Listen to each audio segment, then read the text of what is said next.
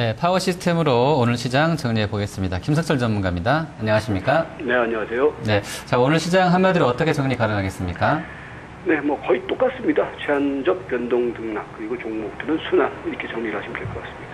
네, 자, 일단은 오늘 장중에 또 이제 200일선 부근까지 내려갔다가 조금 이제 낙폭은 좀 줄이면서 마감이 되었었는데요. 그 이전보다 좀 박스권의 어떤 그 폭이 좀 좁아진다고 봐야 될까요? 어떻게 보십니까?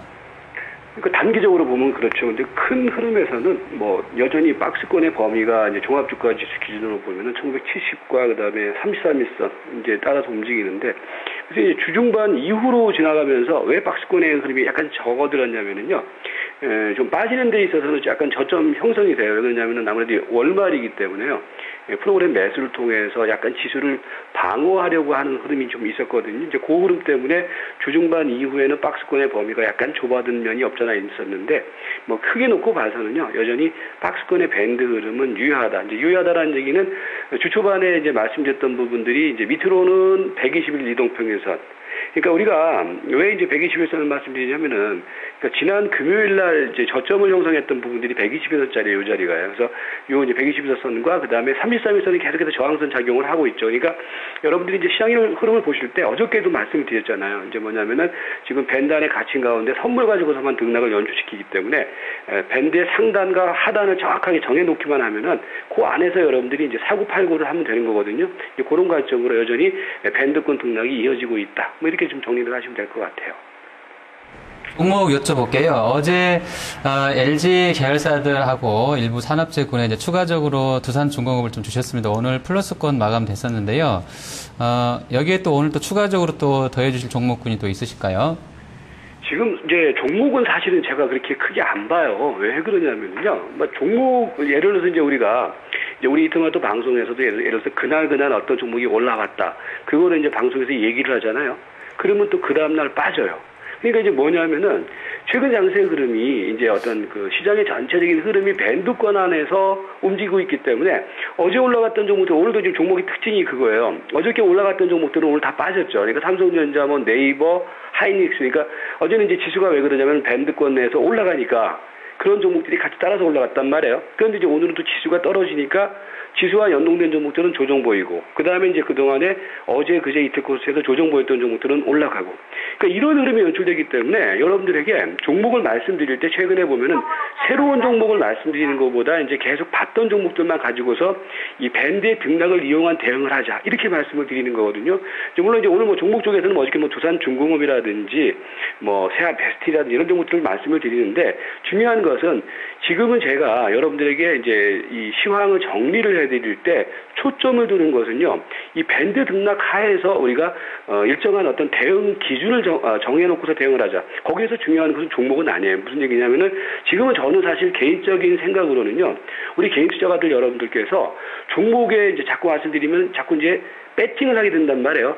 저는 오히려 지금은 종목은 하지 말고 지금은 조금 쉬었으면 하는 그런 바람이에요. 왜냐하면 변동성이 이렇게 크게 확대되는 장에서 그나마 좋은 종목은 있을 거야, 이걸 골라낸다는 것 자체가 사실은 말이 안 되는 거거든요. 왜냐하면 시장의 흐름이 지금은 박스 밴드 내에서 지금 왔다 갔다 하는데 종목을 이것저것 보면은 오히려 손실의 확률이 커진단 말이에요. 그래서 가급적이면 여러분들이, 저는 그래요. 최근에 뭐 제가 이제 현물 중심으로 대응을 하는데, 이제 단기 대응을 한다든지 현장세에 맞는 대응을 하려거든요. 차라리 선물 매매를 하셔야 돼요. 왜냐면은 여러분께서 최근에 이제 보시면 아시겠지만은 선물의 경우에는 오늘도 사실 선물이 하루에 말입니다, 오전 초반에 2%의 등락이 있었어요. 그러니까 가만히 생각해 보시면요, 어저께 제가 이제 우리 정리를 하면서 262포인트가 강력한 저항선입니다. 내일 보면 또 빠질 겁니다.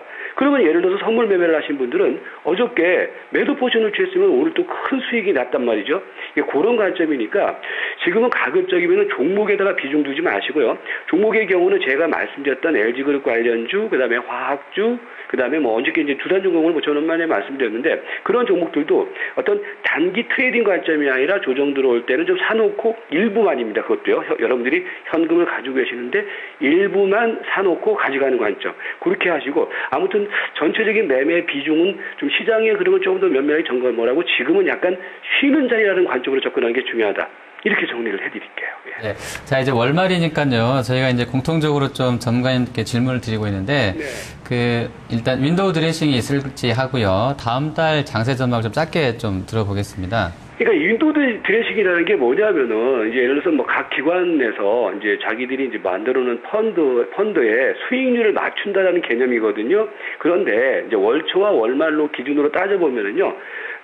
지난달 같은 경우에는 윈도우 드레싱이었던, 지지난달 같은 경우는 윈도우 드레싱이었던 그런 흐름이 들어왔지만은요, 지금은 윈도우 드레싱을 하고 자시고 할 게 없어요. 왜 그러냐면은 지수의 흐름이 이제 우리가 월봉 기준으로 놓고 보면은 지수의 흐름이 지금 보시면 이게 지금 차트가 보시면 월봉이거든요.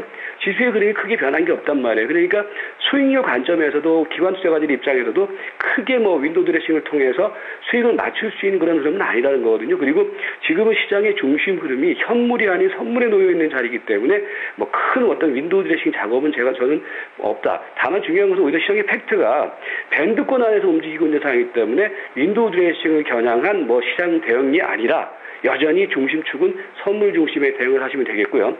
그 다음에 뭐 다음 달 전략은요, 편한 거 없습니다. 그러니까 여러분들이 이제 우리 파워시스템 방송에서 항상 정리를 하는 가운데에서 이제 주목해야 될 것은요, 이 박스권의 밴드가 깨져야 돼요. 이게 깨지지 않고서는요, 시황이 새로울 게 없거든요. 그러니까 다음 달에도 기본적인 대응 전략은 선물 중심의 이런 메커니즘, 그러니까 웹도덕 메커니즘이 깨지는 흐름 속에서 우리가 어떤 추세에 대한 예측을 할 수 있는 것이지, 지금은 그 메커니즘이 오히려 공고해지고 있는 자리이기 때문에 앞을 보기보다는 지금 현재 나타나고 있는 흐름, 이 흐름만 가지고서 당분간에서는 좀 약간 보수적인 관점에 접근이 필요하다. 이렇게 정리를 해드릴게요.